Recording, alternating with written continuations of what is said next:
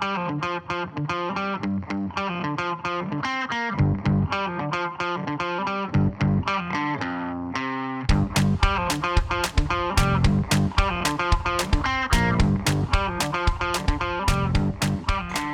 number 8, winners have a great desire to learn. Now, when I was first coming up with this one, this is something that I would notice in the people that had the successes that they were looking for in life.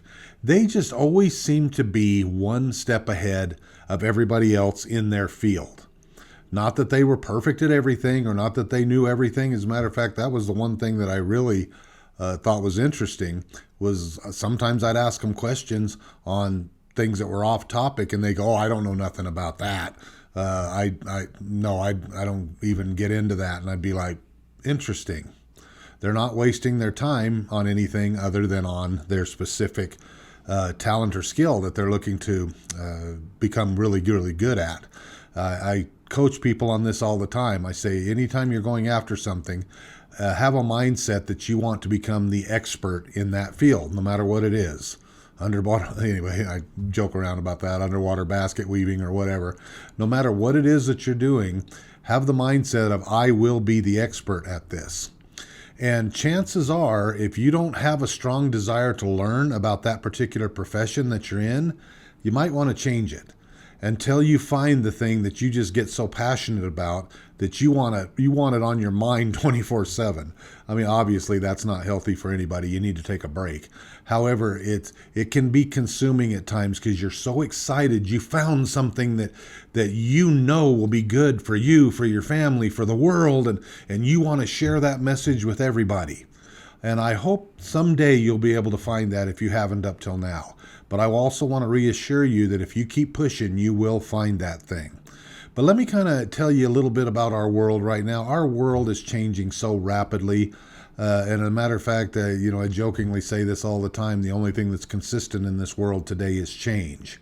And where we're creatures of habit and we want things to be the same all the time, and we've been brought up that way, well, when things don't quite go our way or something hits us from out of nowhere, we tend to fold. We tend to give up and get discouraged. Like, let me give you an example of how this has happened over the last, say, 80 to 100 years. Okay, think about things back in the like in the 50s. What was going on back there? There was this revolution where we had all of these jobs that were just steady. The steel industry, the iron industry, the railroads, a lot of other mining, coal mining, all of these things that we had to have to function as a society. And so people would go and get jobs in these careers and they would stick with them for 40 years.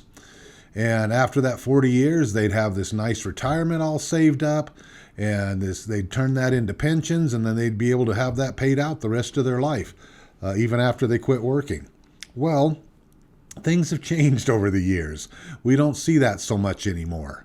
And let me tell you why that is. So let's go back to again, my dates aren't exact. I just understand the concept that I'm wanting to share with you here. But back in the 50s, computers were starting to come out and be in their own. And at one time, computers were the size of this room that I'm in right now. They were huge. And what could they do? They could add, subtract, multiply, divide. Basically, they were big calculators, and they could keep track of records. You could store data on them. And companies thought these were the greatest things. They cost a lot of money. And like I say, they would take up a lot of space, and they wanted to get in on the new technology. So what did they do? So here's a company that builds these big, huge computers. Well, while they're going on and manufacturing these things, what happens is a couple of employees will start to go, wait a minute. We're working on these things. These computers don't need to be this big, and they've only got so much storage space, and companies are starting to complain that there's not enough storage space. Well, what can we do to increase that? And people get their heads together, and then they start coming up with all these ideas. So then let's just say a couple of employees in that company decide, well, gosh, you could make these computers half the size that they are, and we could increase the memory if we did XYZ. Well, they take that thought to the boss and say, hey, boss, you're not going to believe this. We just came up with this idea. You're going to think we're the greatest because we think you can do it this way and not make these so big and all this. And guess what the boss says? Shut up and get back to work. Why? Because they think they've got everything they need, right? Well, those two people that just got shunned, what do? You know what? If we could find somebody with money, we could probably start our own company. Why don't we do that? So they go off, put together a business plan, go find an investor. What happens? Well, now all of a sudden they're building these computers that are half the size and have more memory, and they cost less. So they're out there to their old customers putting these new computers out there. What does the market do? Well, I want those. Well, what happened to this industry that just had these big computers that thought they owned the world? Boom, it's gone. Poof, in the middle of the night. What happened to all those employees? They're discouraged. What happened to my job? Well, they got to get retooled, so to speak. They got to figure out, okay, well, I've got to keep up with things. Things are rapidly changing here. They need to either, if they want to stay in that industry, go to the new company and say, okay, I'm willing to relearn what I've learned here. And then while they're there, this new company, guess what? All of a sudden, a couple of their employees go, you know what? They could probably make this thing the size of a suitcase, and we could add some new things on here. There's all this new technology that our company right now isn't really taking advantage of. And why don't we put something together and take it to the boss and see what he says? Well, what do those employees do? They go to the boss. Hey, boss, we could make this thing the size of a suitcase and even more powerful. And what does the boss say? Shut up and get back to work, because they thought they had everything all figured out. Well, what do these two employees do? Same thing. Okay, this is what's been happening every year. Okay, or every 5 years. Matter of fact, that's about where we're at right now. Industries change about every 5 years. What's popular today is not going to be popular 5 years from now. It's going to be something else. It's going to be one of your creations, something that you come up with. Just planting a seed there, folks. So if you have your ideas, it's time to get them out there.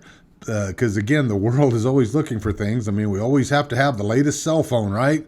It's not enough to have the one from last year. Oh no, we need this one from this new one here. Do you see how industries just keep changing? Well, jobs just keep multiplying and multiplying. I've even heard this said that for every job that's lost, 2 are created, and I believe that.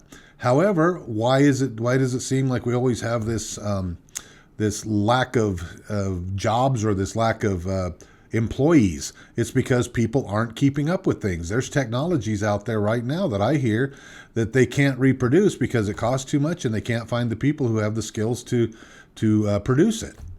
So anyway, let's talk about this right here.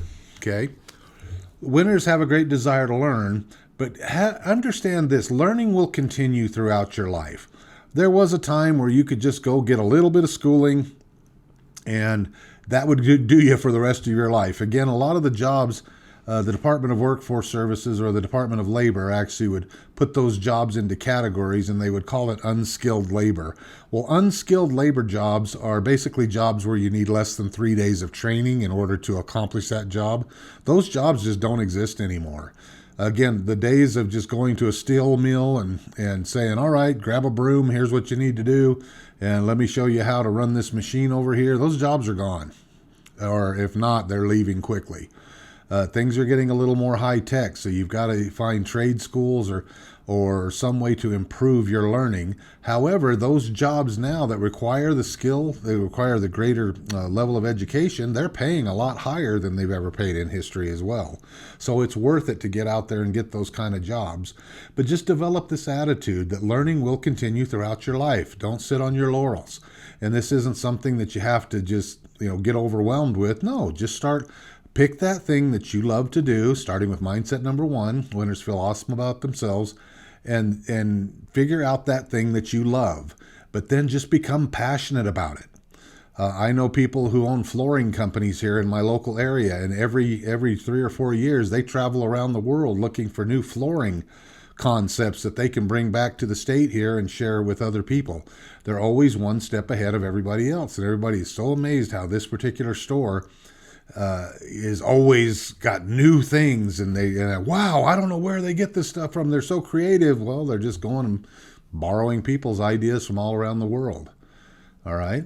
But guess what? They have a great desire to learn. So keep that in mind. Now, this is something here that I really want to introduce to you and help you to understand. This will help you with your patience, Okay, and as far as learning things, this will help you understand the cycle that we go through when we learn anything new. It's simply called the learning curve. And again, as always, I like to give credit where credit's due. At one time, I was informed that this was created by a gentleman named Albert Bandura, who happened to be a professor at Stanford University. And forgive me if I haven't done my research prior to this. I just want to make sure if Mr. Bandura, if this is your curve, I wanted to give you proper credit for that. But this is something that was just profound to me that I just went, holy cow. Anytime we do something different, anytime we do something outside of our comfort zone, you will go through this process. And there's basically 4 realms to the learning curve. The first one is what's known as unconscious incompetence. And that's what you'll see at the bottom here. Unconscious incompetence. Let's put that in a better way. In other words, you don't know that you don't know. Okay, are there things going on around you right now in your world or in the world that you're not aware of? Absolutely. And maybe there's a lot of things you're never going to hear about, but the moment you hear something new and it comes into your awareness, then that's when the realm changes, okay? So right now, just understand there's all these things that you're not aware of that are out there. So that's your unconscious incompetence. You don't know that you don't know. Once it becomes into your awareness and you hear it for the first time and you go, oh, that's cool. That's something I would like to do. You immediately go up one level there to conscious incompetence, which means you're aware of it. However, you do not know how to do it yet. So at that point, you make a decision. Is this something I want to do? Well, as you start working on it, then you enter this next phase here, which is called conscious competence, which means you're aware of it and you're working on becoming competent at it, or you're learning how to do it. And eventually, after you've done something over and over again and it becomes second fiddle to you, or something that's now a habit, you enter that final realm, which is unconscious competence, which means you can do it without thinking about it. For all of you out there who have learned how to drive, think back on this. Okay, when you're young, when you're a little kid, you don't care to drive. All you want to do is jump in the car with mom and dad and go somewhere, right? However, when you get to be about 12 to 14 years old, when that independence thing starts kicking in and you want to go out and be your own person and you want that independence, all of a sudden you're starting to think about driving, okay? And we argue with our parents, and what do they say? Oh, you can't drive until you're 15 years old, until you get your learner's permit, or wherever state you're in. I know they have different laws. However, you have that little argument with them. But when you first start driving the car, think about it. So now, let's go through the steps. So when you were younger, it didn't matter if you drove or not. It didn't matter. You just wanted to get in the car and go. Now, the moment you say, all right, I want to do this, that becomes conscious incompetence. You're aware of it, but you don't know how to do it. Now you start the process of learning. So you're in the car, you're behind the wheel. What's it like? You first start out on a dirt road, you hit the gas, and what do? You know, you hit the brakes. Oh my gosh, I've got to get used to how I touch those pedals, right? And then you'll usually turn a little bit too hard or not enough, and you don't make the curves right. Well, it takes a little while to get the feel of it. Then, after you're comfortable being off-road, then you get out on the road. Now it's a whole new set of things. You've got signs everywhere. You've got people coming into your road all the time in front of you. You got people behind you that are honking their horn because you're in their way. You've got all these distractions, and it just takes you a while to go, there's a red light. Oh, okay, is it green? Why is everybody, it's green, I need to go. And so you see how you go through all of that learning. Where now, here you go, you've been driving for years. Do you think about any of that stuff anymore? No. You've reached the unconscious competence level, which means you can do it without thinking about it. You just program it in your mind. Hey, I'm going to my favorite restaurant. That's where I'm heading. You don't think about anything. You reach for your phone. You'll stop and look for cars and all this stuff, but you don't think about it. Why? Because unconscious competence, you've done it so much, it's just second fiddle to you. And you'll notice, remember how we talked about the subconscious mind being aware and in control of all of those things once it becomes habit? You'll be going along kind of dazing off into the distance and looking at a sign. Then all of a sudden you'll get this kind of feeling and look down. Why is my foot going on the brake? Oh, it went on the brake. Why? Because your subconscious awareness knew that there was a hazard coming up ahead, and you hit the brake. Interesting, isn't it? Okay. Well, now as we're going along on this curve, now that I've told you this happens with everything we do. But on this curve, where is it that you believe that most people give up? Where do you think it is? Right there on the conscious competence level. Let me kind of give an example that I see like several people doing. So there'll be somebody who's been doing odd jobs. They've been working at fast food restaurants. They get to be a little bit older. They go to college. Then they get out of college and they start doing a profession and they think, oh man, I'm not making enough money. And then they see a sign somewhere that say, oh, you can make a lot of money in real estate. Well, at that moment, the seed gets planted in their mind. They may have never thought of that before. Unconscious incompetence. They weren't aware of it. Didn't know what they didn't know. Now all of a sudden they're aware of it. Oh, that sounds great. And they start hearing all of these testimonials or whatever. Hey, you can make $10,000 on selling a house. Well, that's all I need for an extra for a year. One house, I can make $10,000. Oh my gosh, I need to get in there. So what do? They find out where the realty school is and they think, oh, I can do that. I can just pay for classes. I can do that on the side. Conscious incompetence. They've learned about it. Now they're working on doing it in the conscious competence level phase there. But then they get in there and they start to see, oh my gosh, I have 20 people in my class, 30 people in my class. Yeah, no big deal. But then later on, as you get so far into it, they start talking to you about brokerages that you need to go put your license with once you get your license. So then you get out there and you start seeing all these different brokerages. You look up in what used to be known as the yellow pages, but anyway, you look up on the internet and you see how many brokerage houses are in your city. Oh my gosh, there's so many of them. There's so many people out there selling houses. There's not enough houses to sell. Do you start to see what goes on in our brain? We start having all these negative Nellies pop up, and they're just very challenging to get rid of. Now, as I've said in one of the other segments, this is a good time to pause and say to yourself, is this something I really want to do? This is during this red circle area here, conscious competence.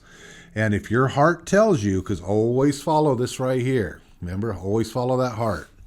And if your heart tells you, yes, this is something I want to do, then you keep going. And eventually you'll get good at it. Okay, your first house is probably the hardest one to sell. And then it gets easier after a while. Why? Because you start picking up new things. And then after a while, if it's something you want to do the rest of your life, guess what? You'll reach that coasting spot where you can really make it happen. Okay? Do you see how that kind of happens? Think back. Were there times where you were working on something and you went, oh, this is too hard. I don't want to do this. Well, again, did you really want to do it? Probably not. Because if you did, you would have pushed through and went through. Now that you understand this and now that you know you will go through this every time, I believe it'll make it easier for you. So take the time, embrace this here.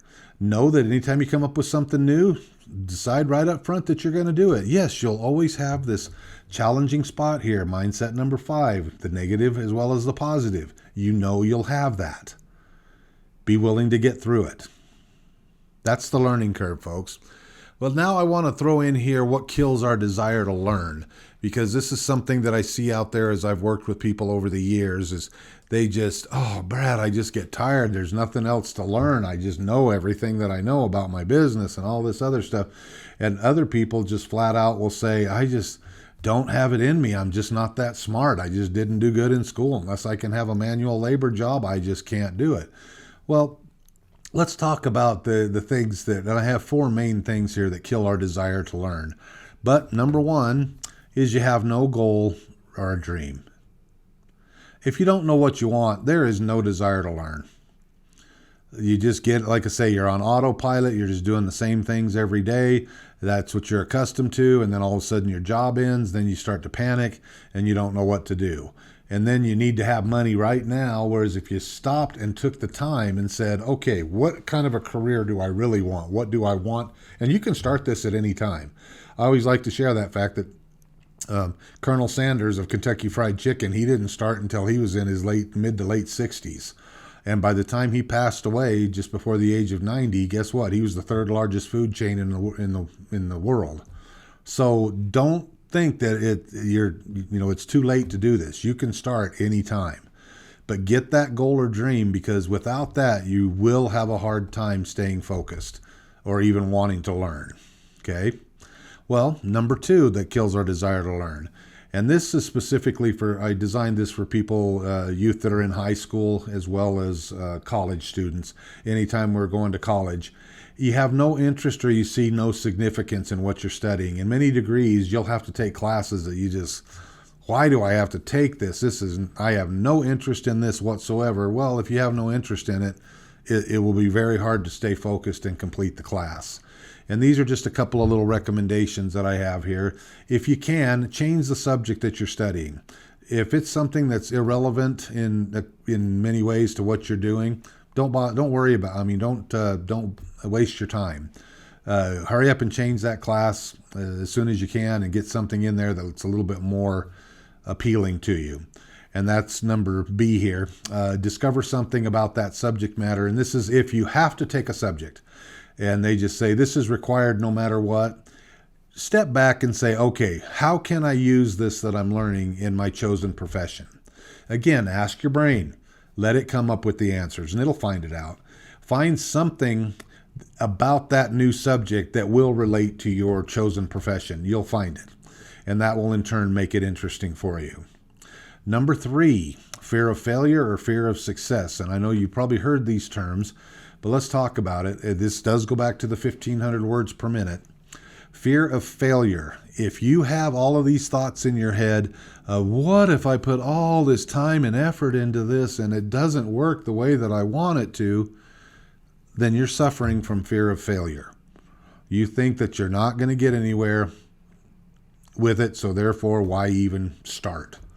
Well, kill that immediately, because hopefully by me telling you about this learning curve and all of these other principles that we've talked about up till now, that you will be able to kick that fear clear out of your head. All right? Know that if you put the time and effort into it, when you put the time and effort into it, you will be successful. All right? You just need the tools to work with. And so therefore, that's what you're doing in the first little while. And you've heard, all of us have heard that 10,000 hour rule that if you haven't, let me just tell you what it is. And I've heard all kinds of things lately that, oh, that's not true and all that stuff. There's a lot of merit to it. People who are the best of the best at their profession have put in a minimum of 10,000 hours into their profession. And that's what's helped them to become who they are. And you think 10,000 hours, guys, that's only 3 or 4 years. It's not long, which is usually what it takes to become successful if you own a business, all right, before you start turning a profit. So just take the time to do it. And if you do put the time into it, you will be successful. You might have to make some little shifts along the way, but you'll be able to do it. Now, fear of success, what is that? The first time I heard that, I thought, ugh, that's stupid. Why would I be afraid of success? I want the success. Why would I be afraid of it? However, I believe this holds more people back than the fear of failure. Let me tell you what that looks like, and I'll go back to the 1,500 words. If you have phrases in your head saying stuff like, well, if I get successful, my friends aren't going to like me anymore, and they're going to look at me differently, and they're not going to be the same around me anymore. And then those crabs in the bucket, remember that we talked about when we started this whole thing? That those crabs in the bucket are trying to tear you down with everything, and after a while you start to go, maybe I don't want to be successful because then all these other stresses come in. Have you ever heard those things? I bet you have. You have the fear of success. So how do you do that? Kick it out. Same thing as fear of failure. Kick it out and say, you know what? I'll be successful first, and then I'll figure all that other stuff out later. Just become successful. Again, once you do, and I promised you this back when we did talk about the crabs in the bucket, as long as you pursue your goal and your dream, as soon as you obtain it, those people will come to you and they'll say, I knew you could do it. Just carry that promise of mine with you as you're going through that, and just kick that fear of success out of your head and go forward and do the things that you need to do in order to have that success. And finally, number 4, a belief that you were born with less than a perfect brain. That used to say a belief that you were born stupid, because if you remember in one of the other segments, I actually had one of my high school counselors that told me that. Told me, Brad, you're just born stupid. You just need to come to you just need to come to grips with it, that's just how you are, because I had a hard time with comprehension. And actually, one of them said, you're just going to have to be a truck driver the rest of your life. Well, guess what I did out of high school? I drove trucks because that's what I was told to do, until later on I got tired of doing that. Anyway, I've got so many stories I want to share with you, and I will as we go along. But I've had to make some changes over the years and finally realize that, no, I can be whoever I want to be if I just choose to be that. But this belief that you were born with a less than perfect brain holds a lot of people back. I'm just not as smart as everybody else. Okay, that's not true either. You will have the things that you are passionate about, and you are so focused on becoming the expert at. Yes, you will be experts at those things where other people won't have any idea how to do what you do. You're just comparing other things to them, such as grades and maybe as they are currently, they have a bigger house than you or whatever. None of that matters at this point. The key is get on track. Find that thing that you love. Start learning about it. And again, if those 1,500 words a minute are saying that you just don't have the brain power to do this, horse hockey, in the infamous words of Colonel Potter on the hit series MASH. I believe the same thing. Horse hockey, just kick that out. You have all the brain power you need. You are enough to do whatever it is that you want to do. Just stick with it and you will be successful. So again, it's something else that we've discussed here. You must first have a belief that you can be a great learner before you will be one. It's almost like you have to do that. It's Dr. Wayne Dyer that wrote the book. You will see it when you believe it. And there is so much truth in that. Again, it's not the opposite that you'll believe it when you see it. No, you will see it when you believe it. You must first have the belief that you can be a great learner before you will be one. You need to tell yourself these affirmations here. I love this one. I am an awesome learning machine. This is one of my favorite quotes that I have come up with. I am an awesome learning machine. Say it over and over again until you believe it, and watch what happens. As I told you in the last mindset, you need to say these things over and over again for an extended period of time, a minimum of 21 days. Say it with a big smile on your face. Say it as you're going to sleep. I am an awesome learning machine, and watch what happens. Okay, it's not going to cost you anything to do it. As far as I know, you don't have to have a prescription for it. And I don't think it's illegal at this point to be able to to say that to yourself. So take advantage of it. Do it and watch what happens. It's had a tremendous effect in my life. And as most of you know, I've had brain surgery, and I'll explain that in another video, what I've had to go through to overcome that. It really put a damper on my learning process for an extended period of time. But guess what? It's coming back. My doctors were actually blown away with the success that I've had and the healing that my brain has gone through. This is something, matter of fact, making these videos right now wasn't something I could do right after the surgery because my focus was nil. It was not there.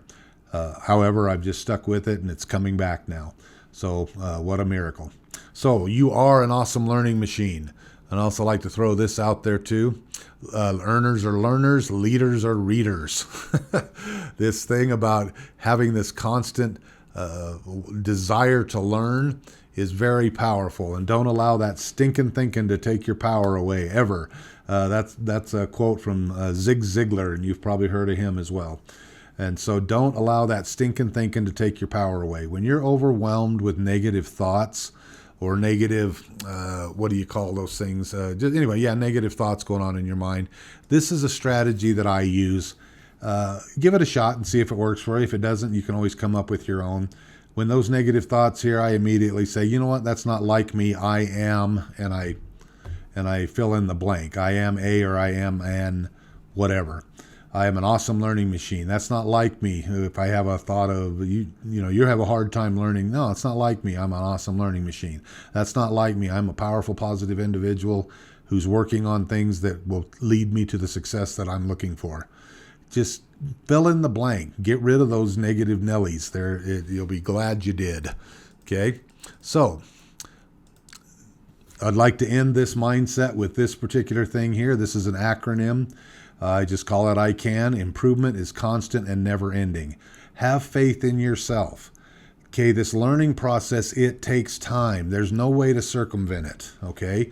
Line upon line, precept upon precept is how we learn. This is how the universe has set things up. I wish we had, maybe I don't wish, but we've all seen that movie that had Keanu Reeves in it, where they put programs into your head, where it could, fill up the, you put a program. Ooh, now I can fly a helicopter. Great. I've got that knowledge and success. Well, guess what? That's not how it is. It takes time for us to learn. And what it takes is us doing as much as we can each and every day, and then letting our brain catch up, so to speak. Let it figure it out. I like to use the example of, and I'm sure we have a lot of video game players here, or people who have played video games before. When you first start playing that game, do you beat it every time? No, you don't. There's certain spots in there where you just get stuck. And you just get so mad you want to throw your paddle at the TV. I've been there. And you just think, oh man, why do I even play this thing? This is so frustrating. But then a couple of days later, you come back and you do the move, and you go, oh, what happened? Why was I able to do the move all of a sudden? Well, what happens is you took it to the point where you were wanting to learn it so bad, and you did it from so many different angles and so many different ways, then you walk away from it. Well, your brain is still working on it while you're sleeping and while your conscious mind is doing something else. It's pretty miraculous. Okay? Just let your brain work on it. Eventually it'll catch up, then you come back to it, and all of a sudden, boom, you can do the move. Why? Because your brain figured it out for you. And it took no conscious effort in order to have that happen. As a matter of fact, start asking yourself questions. Say, what do I need to do in order to overcome this challenge that I have? Just ask it. Ask your subconscious mind that. Then go do something else and watch what happens. Thoughts will start to come up. Now it's just a matter of grasping those thoughts, writing them down when they come up, and saying, okay, I now have something that I can do to help me overcome this challenge here. And now you need to start doing those particular things that are coming up to you. This whole thought process is a wonderful thing. Again, most people will never know this power that we have between our two ears here. Take advantage of that. Become an awesome learning machine. Develop that great desire to learn. And it all starts with figuring out who you are and what it is that you want to accomplish in this thing we call life. I know you can do it. I'm here for you. I'll help you any way that I can. This is what I'm devoting my life to, and let's make it happen.